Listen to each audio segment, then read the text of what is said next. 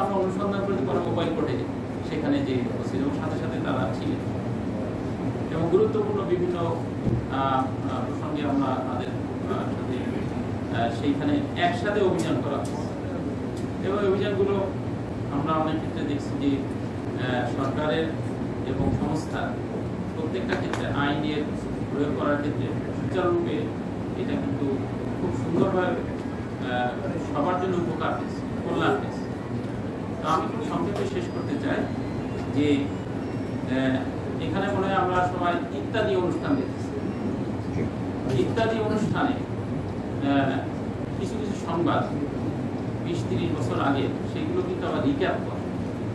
যেমন একজন শিল্পী আকবর, ওই আকবরকে কেউ চিনত না, কিন্তু তাকে সে যে শিল্পী তাকে গড়ে তোলা এবং শেষমেশ সে অসুস্থ হলে আপনারা জানেন, আমি বিস্তারিত করতে চাই।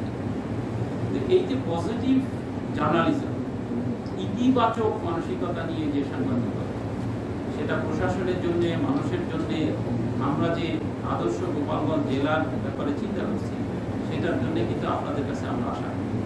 এখানে সকল গোপালগঞ্জের সকল নেতৃস্থানীয় সাংবাদিক এবং আপনারা ইলেকট্রনিক মিডিয়া আছেন, আমাদের কাজ হচ্ছে যে আমাদের যে সরকারি যতগুলো কার্যক্রম আছে, এই কার্যক্রমগুলো সুচারুরূপে সেগুলো জনগণের জনবান্ধব করা, দুর্নীতিমুক্ত প্রশাসন তৈরি করা এবং আপনাদের যে প্রেস ক্লাব সংশ্লিষ্ট যে বিষয়গুলো আছে সেগুলোও কিন্তু প্রশাসনের কাজের সাথে অঙ্গাঙ্গিভাবে জড়িত, সেগুলো অ্যাড্রেস করা।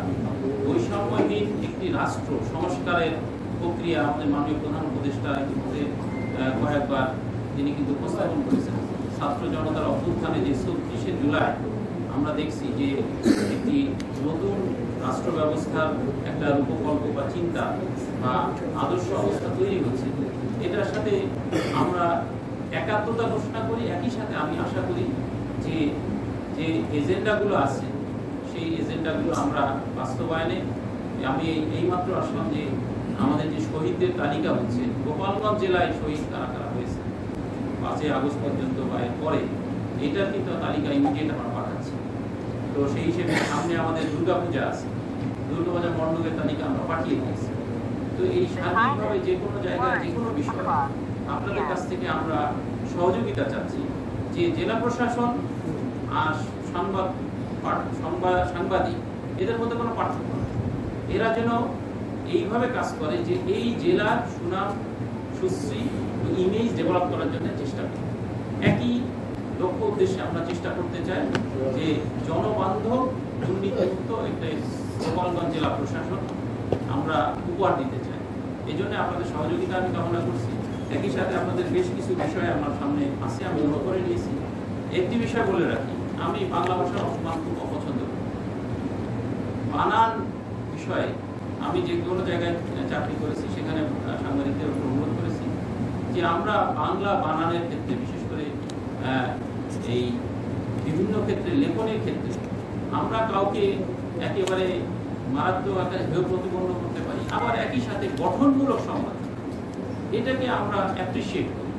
গঠনমূলক সমালোচনা আমরা যে কাজগুলো করব সেই কাজগুলো চাইবো যে আপনাদের কাছ থেকে পজিটিভলি আমরা চাই যে সেটাকে যেন ডেভেলপমেন্টের ক্ষেত্রে, আমাদের উন্নয়নের ক্ষেত্রে যেন প্রতিবন্ধক না হয়, বাধা না হয়।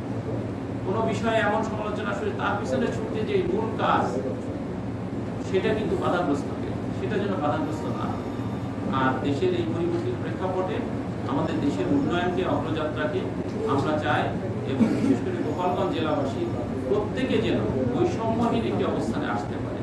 প্রত্যেকে ছাত্র জনতার অভ্যুত্থানে যে অবস্থানে তৈরি হয়েছে, এখানে কোনো বৈষম্য থাকবে না, কোনো দুর্নীতি থাকবে না এবং যত জায়গায় যত ধরনের সংস্কার প্রয়োজন সেই সংস্কারগুলো আমরা করব।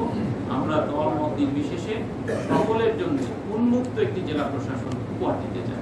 আমি কথা না বাড়িয়ে আপনাদের সাথে আজকের এই যে আমাদের পরিচিতি সভা এখানেই সমাপ্তি ঘোষণা করছি। Thank you.